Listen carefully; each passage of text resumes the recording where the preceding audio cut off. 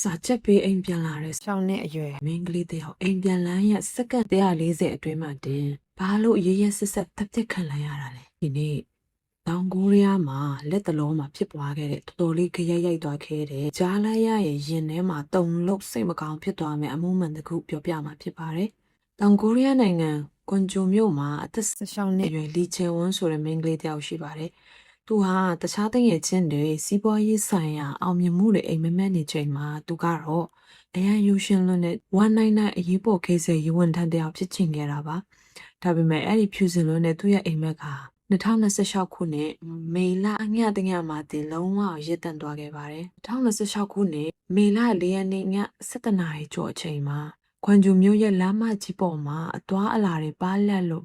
့လမ်းမီးရောင်တွေထိန်ထိန်လင်းနေခဲ့ပါတယ်။ချေဝန်းဟာထုံးစံအတိုင်း Starry Cafe ကနေစာကြည့်ပြီးအိမ်ကိုလမ်းလျှောက်ပြန်လာခဲ့ပါတယ်။အိမ်ပြန်လန်းကရှောက်လန်းသွားလမ်းမကြီးအတိုင်းတက်တက်လျှောက်သွားရုံပါပဲ။ဒါပေမဲ့ချေဝန်းမသိတာကအသက်23နှစ်အရွယ်ဂျန်ယွန်ဂီဆိုတဲ့အမျိုးသားတစ်ယောက်ဟာကားနဲ့ချေဝန်းနောက်ကို1ကီလိုမီတာကျော်အထိအချိန်ချင်းပတ်ပြီးကြိုတင်ချောင်းမြောင်းလိုက်ပါလာခဲ့ပါတယ်။ညတကောင်ရ12နာရီ6မိနစ်ရောက်တော့ဂျန်ယွန်ဂီဟာလမ်းဘေးမှာရပ်ထားတဲ့ကုန်တင်ကားတစ်စီးရဲ့အကွယ်မှာသူ့ကားကိုထိုးရက်ပြီးဓာတ်တစ်ချောင်းနဲ့အတူကားပြင်ထွက်ကချေဝန်းကိုစောင့်နေခဲ့ပါတယ်။ချေဝန်းသူ့ရှေ့ကရှောက်သွားတာနဲ့အမထွက်ပဲအနောက်ကနေမြင်မြင်ပြေးကပ်ပြီးချေဝန်းရဲ့လေပင်ကိုပန်းချုပ်လိုက်ပါတယ်။ညတကောင်ရကြီးမယုံနိုင်မကန်နိုင်တဲ့ကြားကချေဝန်းရဲ့အကူကြီးတောင်းတန်ထွက်ပေါ်လာခဲ့ပါတယ်။အဲ့ဒါကတော့ကဲကြပါအောင်ဒီချိန်မှာတိုက်တိုက်ဆိုင်ဆိုင်ပဲလမ်းတစ်ဖက်ချမ်းမှာဖုံပြော်ရင်လမ်းချောက်လာတဲ့ចောင်းသားတယောက်အဲ့ဒီចောင်းသားကချေဝန်းနဲ့အတန်းတူဖြစ်ပြီးတော့မှချေဝန်းရဲ့တငယ်ချင်းလည်းဖြစ်ပါတယ်ချေဝန်းရဲ့အကူကြီးတောင်းတန်ကိုသူကြားခဲ့ပါတယ်ចောင်းသားလေးဟာလမ်းမကြီးအတိုင်းဖြတ်ကူးပြီးတော့မှခုံတင်ကားစီကိုအပြေးသွားလိုက်တဲ့ချိန်မှာတော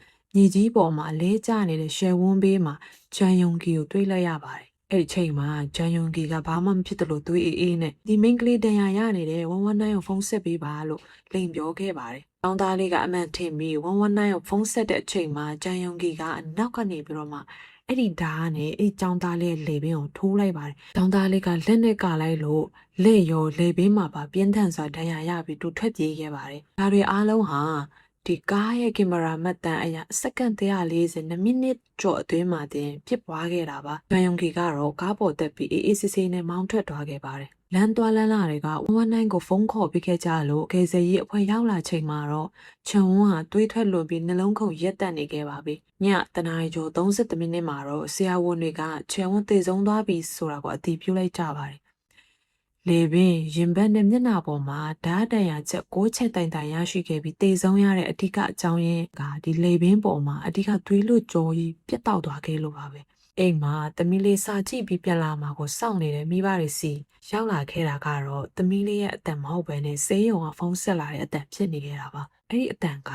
သမီးလေးရဲ့အတန်မဟုတ်ပဲအရေးပေါ်ဆေးရုံဌာနကပါဆိုတဲ့ကြေခွဲဖွယ်ဖုန်းအကြောင်းကြားစာဖြစ်နေခဲ့ပါတယ်။ရဲတပ်ဖွဲ့တွေကကင်မရာမှတ်တမ်းတွေကိုလိုက်ကြည့်ပြီး7 နာရီအကြာမှာဝင်ပုန်းနေတဲ့ကျန်ယုံဂီကိုဖမ်းဆီးနိုင်ခဲ့ပါတယ်။အမှုတစ်ခုလုံးကိုစုံစမ်းစစ်ဆေးလိုက်တဲ့အခါမှာပိုပြီးစိတ်ချောက်ချဖို့ကောင်းတဲ့အချက်တွေထွက်ပေါ်လာခဲ့ပါတယ်။တကယ်တော့ကျန်ယုံဂီစတင်ကျူးလွန်ချင်ခဲ့တာချေဝန်းကိုမဟုတ်ပါဘူး။သူနဲ့စားတောက်ဆိုင်တစ်ခုမှာအလုပ်အတူတူလုပ်နေတဲ့ဗီယက်နမ်မင်းကလေးလင်းကိုပါကျန်ယုံဂီဟာလင်းရဲ့နောက်ကိုတကောက်ကောက်လိုက်တာဖုန်းတွေဆက်တာတွေလုပ်နေခဲ့ပြီးတော့မှမေလ3ရက်နေ့ကလင်းရဲ့တိုက်ခန်းကိုအသင်းဝင်ရောက်ပြီးတော့မှလိန်ပိုင်းဆိုင်ရာအနိုင်ကျင့်ချုံနှောင်ထားခဲ့တာပါလင်းကမန်နေဂျာစီကိုစာပို့ပြီးအကူအညီတောင်းခဲ့ရမှာရဲတွေစီကိုတင်ရောက်သွားခဲ့ပါတယ်ရဲတွေကအဲ့ဒီကောင်လိုက်မရှာဘဲနဲ့အဲ့ဒီကောင်ရဲ့အိမ်ကို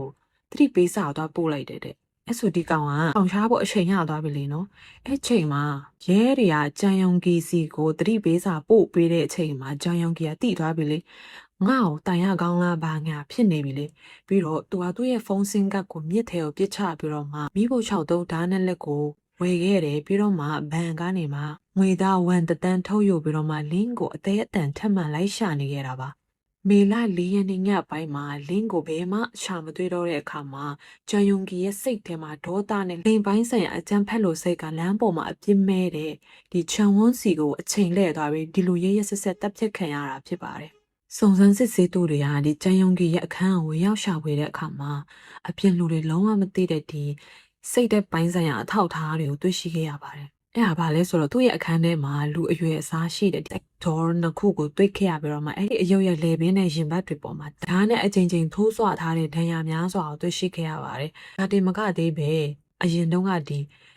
ကလေးဆောက်ရှောက်ရေးဌာနမှာလည်းသူအလုံးလုံးခဲ့ကိုတယ်။အဲ့ဒီအလုံးလုံးတဲ့အချိန်မှာလည်းအသက်မပြည့်သေးတဲ့ဒီမိန်းကလေးတွေရဲ့ခန္ဓာကိုယ်ကိုခိုးရိုက်ထားတဲ့ဗီဒီယိုပြီးတော့မိန်းကလေးရဲ့နာမည်ပေါင်းများစွာကိုရေးမှတ်ထားတဲ့မဆုစောအုပ်ကိုတွေ့ခဲ့ရတာပါ။ဒီအမှုမှာတရားခံကိုဖမ်းမိတာထက်ပိုပြီးကြီးမားတဲ့လူထုရဲ့ဒေါသနဲ့တန်တရားတွေကိုမီးမွေးပေးလိုက်တာကတော့တက်တေတာအကုန်လုံးပျောက်သွားတာသူ့အခန်းမှာတွေ့ခဲ့တဲ့တက်တေတာဂုံတင်ကားမှာရှိတဲ့အဲ့ဒီကင်မရာကနေတွေ့တဲ့တက်တေလည်းပျောက်သွားတာဂျန်ယုံကီရဲ့အခန်းထဲကိုဒုတိယအကြိမ်သွားပြီးစစ်ဆေးလိုက်တဲ့အချိန်မှာတက်ဒေါ်တွေရောဘာမှမရှိတော့ပါဘူးဒီတက်တေတွေအားလုံးကိုယူဆောင်ပြီးတော့မှဖျက်ဆီးသွားတဲ့လူကတော့ဂျန်ယုံကီရဲ့ဖခင်ဖြစ်ပြီးသူ့ရဲ့ဖခင်ကရဲအရာရှိတူဖြစ်နေတာပါ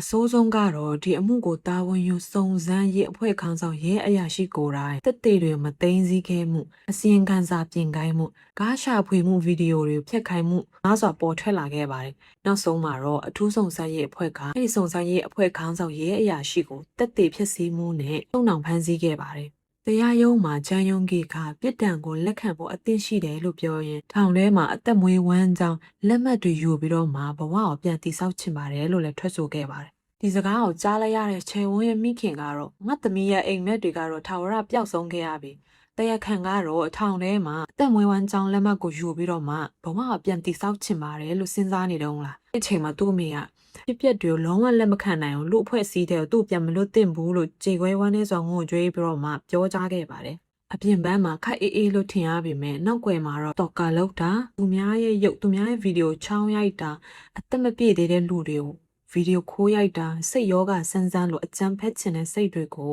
မွေးမြူထားတဲ့ရစဝတ်ကောင်ရဲ့တဲလွန်စားတွေကိုရဲတပ်ဖွဲ့ကပို့ဆစွာကြော်လွန်ခဲ့ကြသလိုမိသားစုအတိုင်းဝိုင်းရဲ့ရဲအာဏာကိုအသုံးပြုပြီးတော့မှအမှန်တရားကိုဖုံးကွယ်ကိုစ조사ခဲ့ကြတာဖြစ်ပါတယ်။ဒီအမှုဟာဆိုရင်ဖြစ်ပွားတာမကြသေးတာဖြစ်တဲ့အတွက်ကြောင့်မလို့ကောင်းကို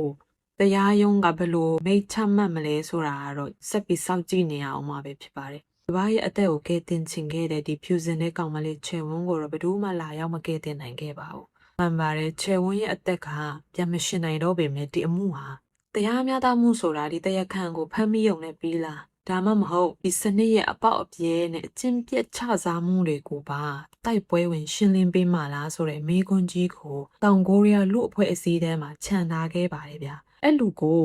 တသက်တကျွန်းတော့မဟုတ်တည်တံပေးတင်တယ်ပါရိုးလည်းလုံးဝရှောက်ခွင့်မရှိ